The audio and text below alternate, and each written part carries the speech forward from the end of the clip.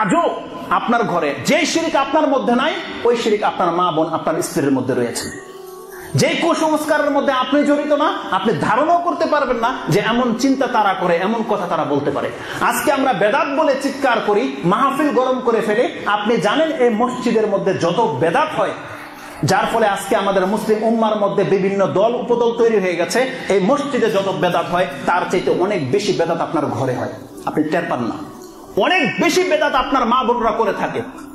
বিয়ে শাদীর রসম নিয়ে, বাচ্চাকে কেন্দ্র করে কত মাস, কত দিন, দিনে কি করতে হবে, রাতে কি করতে হবে, জন্মের দিন কি করতে হবে, জন্মের পরের দিন কি করতে হবে, এক সপ্তাহ পরে কি করতে হবে, এগুলো তাদের কাছে হিপস করা আছে, লিখে রেখেছে। তারা তাদের অন্তরে বসিয়ে রেখেছে ব্রেন, যে এটা করতে হবে, এটা খাওয়া যাবে না, এটা করা যাবে না, এটা করলে এই হবে। এগুলো কারা কয়? আপনি কয়ে দেন? আপনি বলেন এগুলো? কোন পুরুষ বলে? এগুলো প্রত্যেকটা ওই নানি, দাদি, ভাবি, এরা এগুলোকে হেল্প করে রেখেছে। মৃত ব্যক্তিকে কেন্দ্র করে যত রসম রেওয়াজ রয়েছে, এগুলো মহিলাদের মধ্যে সবচেয়ে বেশি রয়েছে। যদি জিজ্ঞেস করেন দলিল কোথায়, দলিল কিছুই নাই। উত্তর একটাই, নানি দাদিদের ওহী। এই ওহী তাদেরকে কে করেছে? নানি দাদি করেছে। এর কোনো কিতাবের কথা নয়। কিন্তু কিভাবে তাদের মধ্যে স্থান পেল? কারণ আমরা এই মুরব্বীদের কথা, মুরব্বীদের কর্ম বলে তাদেরকে তাদের মতো করে ছেড়ে দিয়েছি। এক তো মসজিদে তাদেরকে স্থান দেইনি আমরা, তাদের জন্য কোনো মাদ্রাসা নাই, এমনকি এমন কোন কিতাব তাদেরকে আমরা দেই না যে তারা পড়ে এই আকীদা শিখবে। এবং তালিমের নাম করে তাদের কাছে যারা দাওয়াত নিয়ে যায়, তাদের মূল কিতাব হচ্ছে কিচ্ছা কাহিনী, তাদের মূল কিতাব হচ্ছে ফাজাইল আমল, তাদের মূল কিতাব হচ্ছে বেহেশতি জেওয়ার, আর না হয় কোনো ওজিফার কিতাব। কিন্তু কোন একজন মহিলাকে বলতে পারবে যে আমার কাছে এমন একজন মহিলা এসেছে যে আমাকে বলেছে তুমি আল্লাহকে চিনো? এই দাওয়াত নিয়ে কোনো মহিলার কাছে যায়? এই দাওয়াত নিয়ে যায় না। তাদের কাছে শুধু ওজিফার কিতাব নিয়ে দাওয়াত নিয়ে পৌঁছে। একটা আপনি তাকে মসজিদ থেকে মাহরুম করে দিয়েছেন, বলছেন যে ফিতনা, তার জন্য মার্কেটকে উন্মুক্ত করে দিয়েছেন। উপরন্তু তাদেরকে যখন আপনি কিতাব দেন, তাদের বিয়ে শাদীতে কি দেন? বাসরাতের আদব।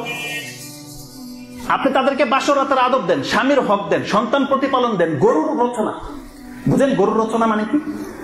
আরে আপনি গরুর রচনা পরে গরু সম্পর্কে যা জানবেন, যারা গরু পোষে আপনার চেয়ে বেশি বেটার জানে। তার মানে স্বামীকে কতটুকু খেদমত করতে হবে, বাসরাতে কি করতে হবে, এটা আপনাকে কিতাব পড়ে জানতে হবে। এটা আল্লাহ সুবহানাহু ওয়া তাআলা প্রত্যেকটা মহিলার অন্তরে ফিতরতি ভাবে দিয়ে দিয়েছে।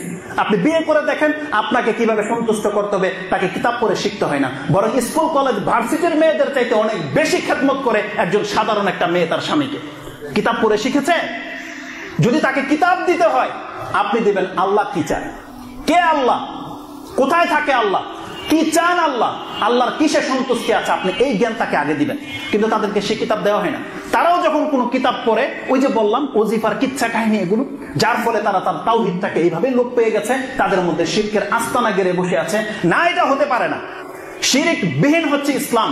আপনাকে শিরিক মুক্ত জীবন যাপন করতে হবে। মুহাম্মদুর রাসূলুল্লাহ সাল্লাল্লাহু আলাইহি ওয়াসাল্লামকে আল্লাহ বলছেন, যখন কোনো মুসলিম মহিলা ইমানের দাবি করবে আপনার কাছে এসে, আপনার সাথে যেন এইভাবে অঙ্গীকার করে যে ইয়া আইয়ুহান নাবিয়্যু ইযা জাআল মুমিনাতু ইউবাইনাকা আলা আল্লা ইউশরিকনা বিল্লাহি শাইআ। সেজন্য আপনার সাথে এই ওয়াদা করে যে আমি আল্লাহর সাথে কোনো কিছুকে শিরিক করব না। আল্লাহ বলছেন এই ওয়াদা করতে হবে প্রত্যেকটা মহিলাকে যে আমি মুসলিম, আমি মুমিন, আমি কোনো অবস্থাতে আল্লাহ সুবহানাহু ওয়া তাআলার সাথে কোনো কিছুকে শিরিক করব না। এই ওয়াদা করতে হবে। আল্লাহ বলছেন যদি সেই ওয়াদা করে নিতে পারে,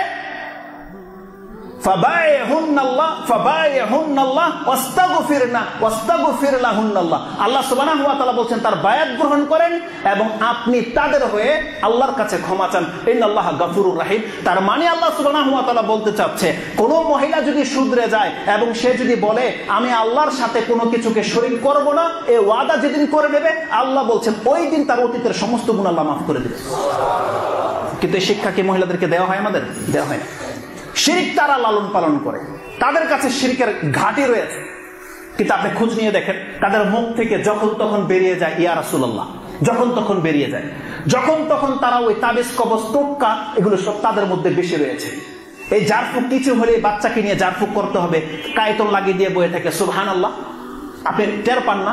যদি আপনি নিষেধ করেন, তাকে কাঁথা দিয়ে ঢেকে রাখবে, কালি কপালে দিবে না, কালি পায়ের নিচে দেবে, যাতে আপনি দেখতে না পান।